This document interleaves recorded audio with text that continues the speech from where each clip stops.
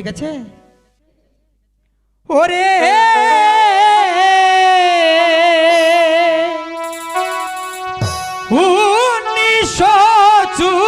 হাতুর সালে দেশে বারু পরে খাইয়া বাজব কিরো ভগবান জানে।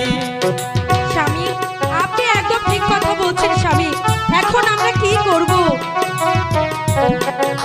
তাই তো ভাবছি কিরণ, আমরা এখন কিভাবে চলবো?